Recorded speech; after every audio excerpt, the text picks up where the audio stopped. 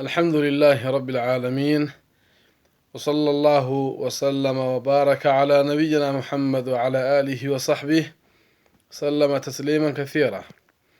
ولا ليال إن بدن وحين مقلنا وعدي يوانه وحسكو شاك وحياة فربدن وكل الدوان أيا لينقوانيا ونسكوانينا اسكو وعدنا حضرنا نهاي ذاتك مسلمين تأه من نقالنا وعدك أقويني كأويهي أعظم موعظة وانو يوحسكو شاك يوعدي كأقوين الله ربو إن لبتصدو dhegeysigiisa iyo fahankiisa iyo akhrintiisa iyo ku celcelintiisa iyo ku dhaqankiisa acdamu mawcida waano ta ugu weynaanshaha badan waa tawxiidka oo in laisku waaniyo oo laisku sheego keliyeynta ilaahay subxaanahu wa tacaala.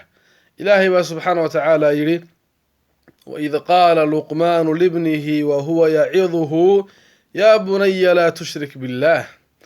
waxaad xustaa nebi allow xilli luqmaan alxakiim uu ku yidhi inankiisii isagoo waaninaya yaa bunaya laa tushrik billaah, inankaygiyow ilaahay ha u shirki yeelin, ina ashirka la dulmun cadiim.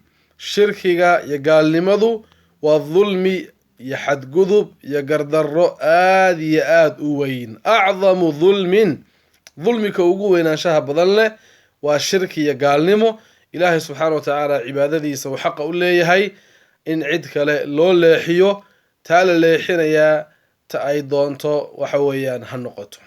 sida awgeed ayaa waxaynu qur-aanka ku arkaynaa amarka ugu horeeya ee qur-aanka layna amray waa alamru bitawxiid. ilaahay baa subxaana wa tacaala yidhi yaa ayuha annaasu icbuduu rabbakum aladii khalaqakum waladiina min qablikum lacalakum tattaquun. waa tawxiid baa lana amrayaa. kuwa iimaanka laga helayo ilaahay subxaana wa tacaala caabuda oo cibaado keligii siiya. awalu nahyina, nahyiga ugu horeeya ee qur-aanka dhexdiisa shayga ugu horeeya ee laynoo diidayna waa shirkiya gaalnimo. oo ilaahay baa subxaana wa tacaala yidhi falaa tajcaluu lilaahi andaadan wa antum taclamuun. ilaahay ha u yeelina cid aada la masaysaan ood la sintaan oo cibaadadiisa aada la wadaajisaan idinkoo garanaya ilaahay subxaana wa tacaala inuu yahay rabbiga ah ee khaaliqa ah ee raasiqa ah ee mudabbirka ah. idinkoo intaaba garanaya cibaadadiisa cid kale yaan loo leexin.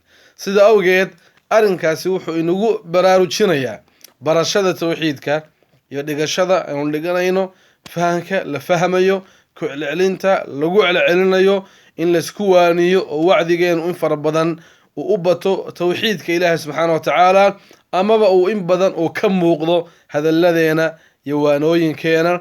waayo qofka tawxiidkiisu u hagaago khayr badan iyo wanaag badan ayaa loo rajaynayaa. qofka tawxiidkiisa khalkhal uu ka galana qofkaas waa qof loo baqayo. wafaqa allahu aljamiica limaa yuxibuhu wayardaah. tawxiidka xoog fara badan aynu saarno. baaraka allahu fiikum wajazaakum allahu khayran. wassalaamu calaykum waraxmat ullahi wabarakaatu.